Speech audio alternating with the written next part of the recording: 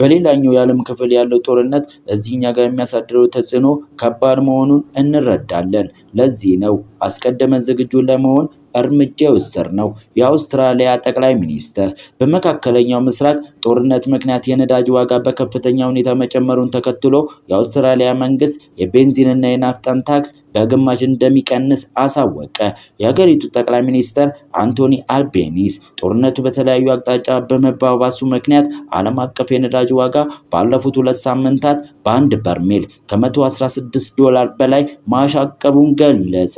ተግባራዊ እንዲደረግ የተወሰነው የታክስ ቅነሳ ኢኤአ ከሚያዝያ 1 እስከ ሰኔ 30 የሚቆይ ሲሆን ይህም የኢነርጂን ዋጋ መናር ያስከተለው የኢኮኖሚ ጫና ለመቀነስ የታለመ መሆኑን ጠቁመዋል። ውሳኔውን ተከትሎ የ1 ሊትር ቤንዚን ዋጋን በ26.3 የአውስትራሊያ ሳንቲም በዶላር 18 የሚቀንስ ሲሆን ባለ 65 ሊትር ሰልባቴው ያለው ተሽከርካሪ ያላቸው ባለቤቶች በእያንዳንዱ ቅጂ እስከ $19 አውስትራሊያ በዶላር 13 እንዲቆጥቡ ያስችላቸዋል። ከዚህም በተጨማሪ በከባድ ተሽከርካሪዎች ላይ የሚጣለው የመንገድ ጥገና መሰረተ ልማት ማስፋፊያ ክፍያ ለ3 ወራት ታግደዋል። ጠቅላይ ሚኒስትሩ በሌላኛው የዓለም ክፍል ያለው ጦርነት እዚህኛ ጋር የሚያሳድረው ተጽዕኖ ከባድ መሆኑን እንረዳለን።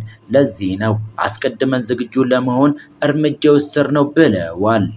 አውስትራሊያ የድንጋይ ከሰልና የተፈጥሮ ጋዝ ላኪ ብትሆንም ለተሽከርካሪዎች የሚሆን የተጣራ ነዳጅ ግን 80% የሚሆነው ከውጪ ታስገባለች። እንደ ሀገሪቱ የገበያ ተቆጣጣሪ ተቋም መረጃ ኢኤአ እስከ መጋቢት 25 ባለው አንድ ሳምንት ውስጥ ብቻ በዋና ዋና የአውስትራሊያ ከተማ የናፍጣ ዋጋ በ10%፣ የቤንዚን ደግሞ በ8% ጨምሯል። የአውስትራሊያ ኢኮኖሚ በናፍጣ ላይ የተመሰረተ በመሆኑና አብዛኛው ምግብና አገልግሎት የሚጓጓዙት በናፍጣ የሚሰሩ ከባድ ተሽከርካሪዎች ነው። ይህ እንደዚህ እንዳለ ወደ ቀጣዩ መረጃችን ስናቀና